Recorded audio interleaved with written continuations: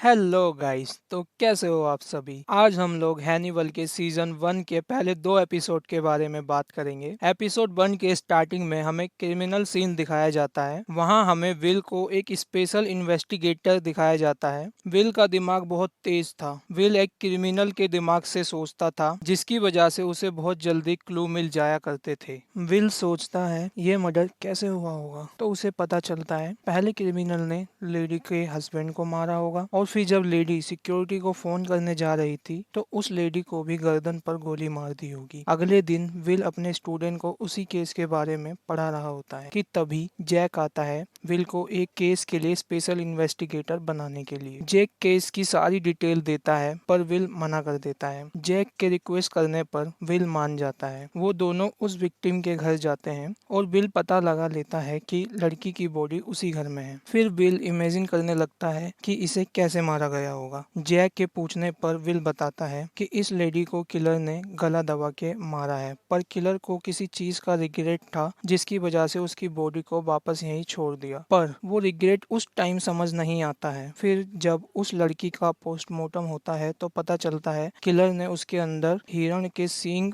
उसके पेट में घुसा दिए थे और उसका लीवर भी निकाला था, पर उसका लीवर वापस डाल दिया था और वापस बॉडी को उसके घर में रख दिया था। विल ये सब देख के कोई समझ जाता है कि किलर कोई कैनिवल है जो लोगों को मार के उनका लीवर खाता है, पर इस लड़की के लीवर में कोई प्रॉब्लम होगी तभी इसे छोड़ दिया। ये सुन के डॉक्टर जब लीवर की जांच करता है तो उसे लीवर कैंसर निकलता है, जिसकी वजह से उसने उसे नहीं खाया था। फिर हमें हैनिवल को दिखाया जाता है जो कि इंसान का मांस खा रहा था। वो एक डॉक्टर होता है जो लोगों की मेंटल हेल्थ को ठीक करता है। क्योंकि विल केस को बहुत डिटेल में सोचता है, इसलिए विल के लिए भी जैक हैनिवल को असाइन कर देता है। फिर अगले सीन में हमें दिखाया जाता है एक और लड़की को मार दिया गया था और उसके पेट में भी सींग घुसा रखे थे और उसके लंग्स भी निकाल रखे थे। विल जब देखता है तो बताता है ये किसी दूसरे किलर का काम है। जो पहला किलर था वो लड़कियों की इज्जत करता था, इसलिए पिछली लड़की को भी उसने कपड़े पहन के वापस घर में छोड़ा था, पर यहाँ कपड़े उतार रखे हैं। ये कोई कॉपी कैट किलर है जो हमें पोक कर रहा है। इस लड़की का किलर कोई और नहीं हैनिवल ही होता है, जो उस लड़की के लंग्स को तेल में फ्राई कर रहा होता है और उसे मजे से खाता है। विल जब डिटेल में चेक करता है